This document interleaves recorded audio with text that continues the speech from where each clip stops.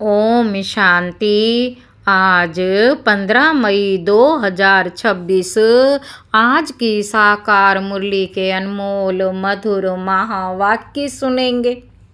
मीठे मीठे बाबा के मीठे बच्चे, ये दुनिया कब्रिस्तान होने वाली है, इसलिए इससे दिल नहीं लगाओ, परिस्तान को याद करो। ये दुनिया कब्रिस्तान होने वाली है, इसलिए इससे दिल नहीं लगाओ, परिस्तान को याद करो। प्रश्न है, तुम गरीब बच्चों जैसा खुश नसीब दुनिया में कोई भी नहीं। तुम गरीब बच्चों जैसा खुश नसीब दुनिया में कोई भी नहीं। क्यों? उत्तर है, क्योंकि तुम गरीब बच्चे ही डायरेक्ट उस बाप के बने हो जिससे सदगति का वर्षा मिलता है। गरीब बच्चे ही पढ़ते हैं।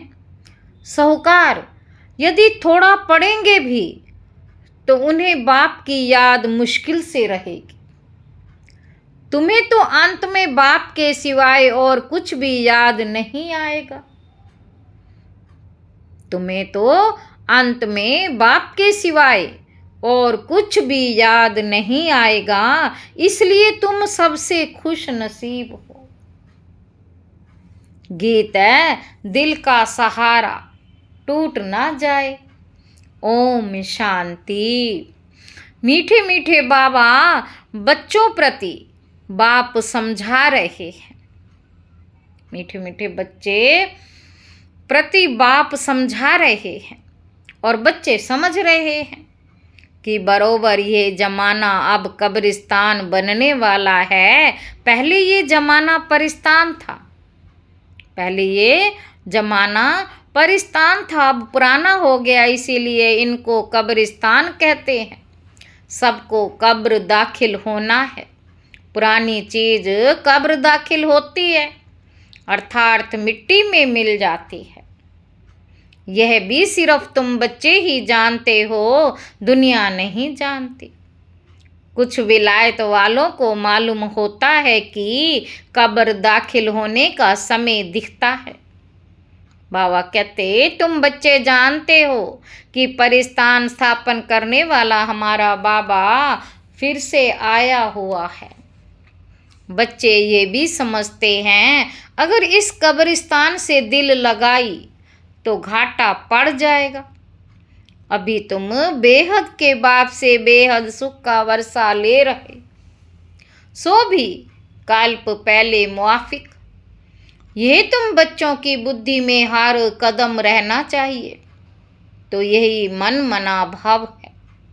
बाप की याद में रहने से ही परिस्तानी बनेंगे। भारत परिस्तान था और खंड परिस्तान नहीं बनते। यह है माया रावण का पंप। ये थोड़ा समय चलने वाला है। बाबा कहते, यह है झूठा शो, झूठी माया, झूठी काया, है ना। ये पिछाड़ी का भवका है। इनको देखकर समझते हैं स्वर्ग तो अभी है, पहले नर्क था। बड़े बड़े मकान बनाते रहते हैं। यह 100 वर्ष का शो है। यह 100 वर्ष का शो है। टेलीफोन, बिजली, एरोप्लेन आदि ये सब 100 वर्ष के अंदर बनते हैं। कितना शो है, इसलिए समझते हैं स्वर्ग तो अभी है। दिल्ली पुरानी क्या थी, अभी नई दिल्ली कैसे अच्छी बनी है। नाम ही रखा है न्यू दिल्ली। बापूजी चाहते थे नई दुनिया राम राज्य हो, परिस्तान हो। ये तो टेम्परेरी पंप है। कितने बड़े बड़े मकान, फाउंटेन आदि बनाते हैं, इनको आर्टिफिशियल स्वर्ग कहा जाता। अल्पकाल के लिए तुम जानते हो, इनका नाम कोई स्वर्ग नहीं है, इनका नाम नर्क है। नर्क का भी एक शो है। यह है अल्पकाल का शो। ये अभी गया कि गया, ये अभी गया कि गया। अब बाप बच्चों को कहते हैं, एक तो शांति धाम को याद करो। सब मनुष्य मात्र शांति को ढूंढते रहते हैं, कहाँ से शांति मिलेगी? बाबा कहते अब ये सवाल तो सारी दुनिया का है कि दुनिया में शांति कैसे हो। मनुष्यों को ये पता ही नहीं कि हम सब वास्तव में शांति धाम के रहने वाले हैं। हम आत्माएं शांति धाम में शांत रहती हैं, फिर यहाँ आती हैं पार्ट बजाने। सो भी तुम बच्चों को मालूम है, अभी तुम पुरुषार्थ कर रहे हो सुख धाम जाने वाया शांति धाम। बाबा कहते अभी तुम पुरुषार्थ कर रहे हो सुख धाम जाने वाया शांति धाम। हर एक की बुद्धि में है, हम आत्माएं अभी जाएंगी अपने घर शांति धाम। यहाँ तो शांति की बात हो नहीं सकती, यह है ही भूख धाम। सतयुग पावन दुनिया, कलयुग पतित दुनिया। इन बातों की समझ अभी तुम बच्चों को आई है। दुनिया वाले तो कुछ भी नहीं जानते हैं, तुम्हारी बुद्धि में आया है। बेहद का बाप हमको सृष्टि चक्र के आदि मध्य अंत का राज समझाते हैं। फिर कैसे धर्म स्थापक आकर धर्म स्थापन करते हैं। अब सृष्टि में कितने अथाह मनुष्य हैं, सृष्टि में कितने अथाह मनुष्य हैं। भारत में भी बहुत है। भारत जब स्वर्ग था तब बहुत साहूकार थे और कोई धर्म नहीं था। बाबा कहते तुम बच्चों को रोज रिफ्रेश किया जाता है। बाप और वर्षे को याद करो, बाप और वर्षे को याद करो। भक्ति मार्ग में भी यह चला आता है। हमेशा उंगली दिखाते हैं कि परमात्मा को याद करो। परमात्मा अथवा अल्लाह वहाँ है, परंतु सिर्फ ऐसे ही याद करने से कुछ होता थोड़े ही है। उनको ये भी पता नहीं कि याद से क्या फ़ायदा होगा, उनके साथ हमारा क्या संबंध है, जानते ही नहीं। दुख के समय पुकारते हैं, है राम आत्मा याद करती है राम आत्मा याद करती है, परंतु उनको ये पता ही नहीं कि सुख शांति किसको कहा जाता। तुम्हारी बुद्धि में आता है कि हम सब एक बाप की संतान हैं, तो फिर दुख क्यों होना चाहिए? बाबा पूछ रहे हैं, जब बाप हम सब एक बाप की संतान हैं तो फिर दुख क्यों होना चाहिए? बेहद के बाप से सदा सुख का वर्षा मिलना चाहिए। ये भी चित्र में क्लियर है। भगवान है ही स्वर्ग की स्थापना करने वाला, हेवनली गॉड फादर। वे आते भी भारत में ही हैं, परंतु ये कोई समझते नहीं। देवी देवता धर्म की स्थापना जरूर संगम पर ही होगी, सतयुग में कैसे होगी? परंतु यह बातें दूसरे धर्म वाले जानते ही नहीं। यह तो बाप ही नॉलेज फुल है, समझाते हैं। आदि सनातन देवी देवता धर्म कैसे स्थापन हुआ, सत्युग की आयु लाखों वर्ष कहने से बहुत दूर कर देते हैं। सतयुग की आयु लाखों वर्ष कहने से बहुत दूर कर देते हैं। तुम बच्चों को चित्रों पर भी समझाना है। भारत में इन लक्ष्मी नारायण का राज्य था। बाबा कहते तुम बच्चों को चित्रों पर ही समझाना है। भारत में लक्ष्मी नारायण का राज्य था। इन्होंने कैसे कब ये राज्य पाया ये नहीं जानते, सिर्फ कहते हैं ये सतयुग के मालिक थे। उनके आगे जाकर भीख मांगते हैं तो अल्पकाल के लिए कुछ ना कुछ मिल जाता है। कोई दान पुण्य करते हैं, उनको भी अल्पकाल के लिए फल मिल जाता। गरीब पंचायत के मुखी को भी इतनी ही खुशी रहती है। गरीब पंचायत के मुखी को भी इतनी ही खुशी रहती है जितनी साहूकार मुखी को। गरीब भी अपने को सुखी समझते हैं। बॉम्बे में देखो गरीब लोग कैसे कैसे स्थानों पर रहते हैं, तुम बच्चे अभी समझते हो। भले करोड़पति हैं परंतु कितने दुखी हैं। बाबा कहते अभी तुम कहेंगे हमारे जैसा खुश नसीब और कोई नहीं। हम डायरेक्ट बाप के बने हैं जिससे सदगति का वर्षा मिलता है। बड़े बड़े आदमी कभी भी ऊंच पद पा ना सके, बड़े बड़े आदमी कभी ऊंच पद पा ना सके। जो गरीब है वह साहूकार बन जाते, पढ़ते तुम हो वह तो अनपढ़ है। करके थोड़ा पढ़ेंगे भी तो बाप की याद में रह नहीं सकते। अंत में तुमको सिवाय बाप के और कुछ भी याद नहीं रहना। जानते हो ये सब कब्रिस्तान होना है, बुद्धि में रहना चाहिए। ये जो हम धंधा आदि करते हैं थोड़े समय के लिए, धनवान लोग धर्मशालाएं आदि बनाते हैं, वह कोई धंधे के लिए नहीं बनाते हैं। जहाँ तीर्थ वहाँ धर्मशालाएं नहीं हो तो कहाँ रहें। इसलिए साहूकार लोग धर्मशालाएं बनाते हैं, ऐसे नहीं कि व्यापारी लोग आकर व्यापार करें। धर्मशाला तीर्थ स्थानों पर बनाई जाती है। अब तुम्हारा सेंटर बड़े ते बड़ा तीर्थ है। बाबा कहते तुम्हारे सेंटर्स जहाँ जहाँ हैं वे बड़े से बड़े तीर्थ हैं, जहाँ से मनुष्यों को सुख शांति मिलती है। तुम्हारी ये गीता पाठशाला बड़ी है, ये सोर्स ऑफ इनकम है, इससे तुम्हारी बहुत आमदनी होती है। तुम बच्चों के लिए ये भी धर्मशाला है, बड़े ते बड़ा तीर्थ है। तुम बेहद के बाप से बेहद का वर्षा लेते हो। इस जैसा बड़े से बड़ा तीर्थ कोई होता नहीं। उन तीर्थों पर जाने से तो तुमको कुछ भी मिलता नहीं, ये भी तुम समझते हो।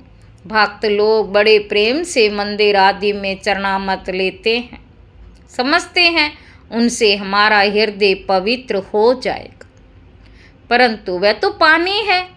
यहाँ तो बाप कहते हैं मुझे याद करो तो वर्षा मिलेगा। अभी बेहद के बाप से तुमको अविनाशी ज्ञान रत्नों का खजाना मिलता है। अक्सर करके शंकर के पास जाते हैं, समझते हैं अमरनाथ ने पार्वती को कथा सुनाई, तब कहते हैं भर दे झोली। तुम अविनाशी ज्ञान रत्नों से झोली भरते हो, बाकी अमरनाथ कोई एक को थोड़े ही बैठकर कथा सुनाएगा। अमरनाथ कोई एक को थोड़े ही बैठकर कथा सुनाएगा, जरूर बहुत होंगे और वह भी मृत्यु लोक में ही होंगे। बाबा कहते सूक्ष्म वतन में तो कथा सुनाने की दरकार ही नहीं। अनेक तीर्थ बनाए हैं, साधु संत महात्मा आदि ढेर जाते हैं। अमरनाथ पर लाखों आदमी जाते हैं। कुंभ के मेले पर गंगा स्नान करने सबसे जास्ती जाते हैं, समझते हैं हम पावन बनेंगे। वास्तव में कुंभ का मेला यह है। वह मेले तो जन्म जन्मांतर करते आए, परंतु बाप कहते हैं इससे वापस अपने घर कोई भी जा नहीं सकते, क्योंकि जब आत्मा पवित्र बने तब जा सके। परंतु अपवित्र होने के कारण सबके पंख टूटे हुए हैं। अपवित्र होने के कारण सबके पंख टूटे हुए हैं, आत्मा को पंख मिले हैं। योग में रहने से आत्मा सबसे तीखी उड़ती है। कोई का हिसाब किताब लंदन में या अमेरिका में होगा तो झट उड़ेंगे, वहाँ सेकंड में पहुँच जाते हैं, लेकिन मुक्ति धाम में तो जब कर्मातीत हो तब जा सके। तब तक यहाँ ही जन्म मरण में आते हैं। जैसे ड्रामा टिक टिक हो चलता, आत्मा भी ऐसे है। टिक हुई ये गई, टिक हुई और ये गई। इन जैसी तीखी और कोई चीज़ होती नहीं। ढेर की ढेर सब आत्माएं मूल वतन में जाने वाली हैं। आत्मा को कहाँ का कहाँ पहुँचने में देरी नहीं लगती। मनुष्य ये बातें समझते ही नहीं। तुम बच्चों की बुद्धि में आता है कि नई दुनिया में ज़रूर थोड़ी आत्माएं होंगी और वहाँ बहुत सुखी होंगी। वही आत्माएं अब 84 जन्म भोग बहुत दुखी हुई हैं। तुमको सारे चक्र का मालूम पड़ा है, तुम्हारी बुद्धि चलती है और कोई मनुष्य मात्र की बुद्धि नहीं चलती। प्रजापिता ब्रह्मा भी गाया हुआ है। कल्प पहले भी तुम ऐसे ही ब्रह्मा कुमार कुमारी बने थे। तुम जानते हो कि हम प्रजापिता ब्रह्मा के बच्चे हैं। हमारे द्वारा बाबा स्वर्ग की स्थापना करा रहे।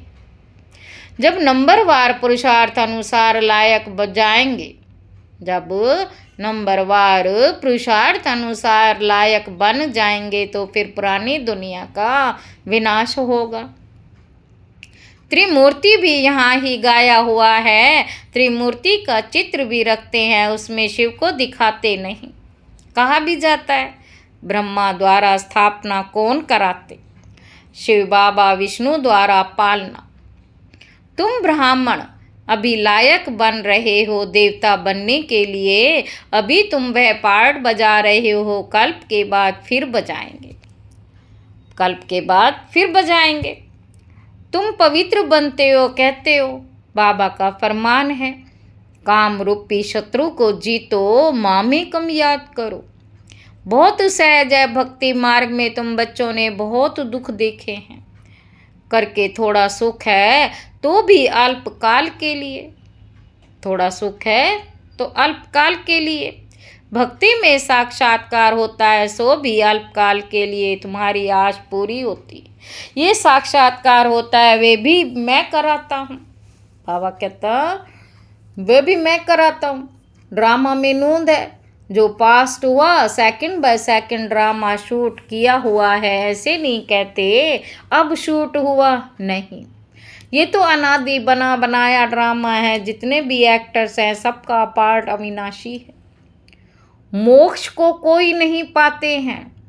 सन्यासी लोग कहते हम लीन हो जाते हैं। बाप समझाते हैं तुम अविनाशी आत्मा हो। आत्मा बिंदी है, इतनी छोटी सी बिंदी में 84 जन्मों का पार्ट नूंधा हुआ है। ये चक्र चलता ही रहता है। जो पहले पहले पार्ट बजाने आते हैं वही 84 जन्म लेते हैं। सब तो ले ना सके, तुम्हारे सिवाय और कोई की बुद्धि में ये नॉलेज नहीं। ज्ञान का सागर एक ही बाप है। तुम जानते हो हम बाप से वर्षा ले रहे हैं। बाप हमको पतित से पावन बनाते हैं, सुख और शांति का वर्षा देते हैं। सतयुग में दुख का नाम निशान नहीं होता। बाप कहते हैं आयुष्मान भव, धनवान भव। निवृत्ति मार्ग वाले ऐसी आशीर्वाद दे ना सके। तुम बच्चों को बाप से वर्षा मिल रहा है। सतयुग त्रेता है सुख धाम। फिर दुख कैसे होता है ये भी कोई नहीं जानते। देवताएं वाम मार्ग में कैसे जाते हैं वे निशानियां हैं। जगन्नाथपुरी में देवताओं के चित्र ताज आदि पहने हुए दिखाते हैं। फिर गंदे चित्र भी बनाए हैं, इसीलिए उनकी मूर्ति भी काली रखी है, जिससे सिद्ध होता है देवताएं वाम मार्ग में जाते हैं तो अंत में बिल्कुल काले बन पड़ते। देवताएं वाम मार्ग में जाते हैं तो अंत में बिल्कुल काले बन पड़ते हैं। अभी तुम जानते हो भारत कितना सुंदर था, फिर तमो प्रधान बनना ही है ड्रामा प्लान अनुसार। अभी संगम पर तुमको ये नॉलेज है। बाप है नॉलेजफुल। तुम्हारा एक ही बाप टीचर गुरु तीनों हैं। ये सदैव बुद्धि में रहे। शिव बाबा हमको पढ़ाते हैं, ये बेहद की पढ़ाई है जिससे तुम नॉलेजफुल बन गए हो। तुम सब कुछ जानते हो। वे कहते हैं सर्वव्यापी है। तुम कहते हो वह पतित पावन है। कितना रात दिन का फर्क है, कितना रात दिन का फर्क है। अभी तुम मास्टर नॉलेजफुल बने हो नंबरवार। जो बाप के पास है वो तुमको सिखाते हैं। तुम भी सबको ये बताते हो बाप को याद करो तो 21 जन्मों के लिए वर्षा मिलेगा। अच्छा, मीठे मीठे सिक्के लधे बच्चों प्रति माता पिता बाप दादा का याद प्यार और गुड मॉर्निंग। रूहानी बाप की रूहानी बच्चों को नमस्ते। हम रूहानी बच्चों की रूहानी बाप दादा को याद प्यार और गुड मॉर्निंग। नमस्ते बाबा, नमस्ते, शुक्रिया बाबा, शुक्रिया। धारणा के लिए मुख्य सार। पहला पॉइंट है स्वयं रिफ्रेश हो रह कर औरों को रिफ्रेश करने के लिए बाप और वर्षे की याद में रहना है और सबको याद दिलाना है। दूसरा पॉइंट है इस पुरानी दुनिया से, इस कब्रिस्तान से दिल नहीं लगाना। शांति धाम सुख धाम को याद करना है, स्वयं को देवता बनने के लायक बनाना है। वरदान है ईश्वरीय अथॉरिटी द्वारा संकल्प व बुद्धि को ऑर्डर प्रमाण चलाने वाले मास्टर सर्वशक्तिवान भव। जैसे स्थूल हाथ पांव को बिल्कुल सहज रीति जहाँ चाहो वहाँ चलाते हो व कर्म भी लगाते हो, वैसे संकल्प व बुद्धि को जहाँ लगाना चाहो वहाँ लगा सकते हो। संकल्प व बुद्धि को जहाँ लगाना चाहो वहाँ लगा सकते हो। इसी से ही कहते हैं ईश्वरीय अथॉरिटी। जैसे वाणी में आना सहज है, वैसे वाणी से परे जाना भी इतना ही सहज हो। इसी अभ्यास से साक्षात्कार मूर्त बनेंगे। तो अब इस अभ्यास को सहज और निरंतर बनाओ, तब कहेंगे मास्टर सर्वशक्तिवान। स्लोगन है सब स्थिति शक्तिशाली हो तो परिस्थिति उसके आगे कुछ भी नहीं है।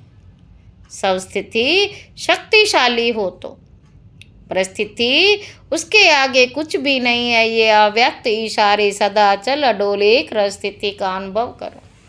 आपके एक रस अचल स्थिति का ही ये अचल घर यादगार है। जैसे बाप दादा एक रस रहते हैं, वैसे बच्चों को भी एक रस रहना है। जब एक के ही रस में रहेंगे तो एक रस अवस्था में रहेंगे। क्यों शब्द की निशानी क्वेश्चन मार्क सभी से टेढ़ा होता है। जब क्यों क्या शब्द निकल जाएगा तब ड्रामा की भावी पर एक रस स्थैर्यम रह सकेंगे। एक रस स्थैर्यम रह सकेंगे। अच्छा, ओम शांति।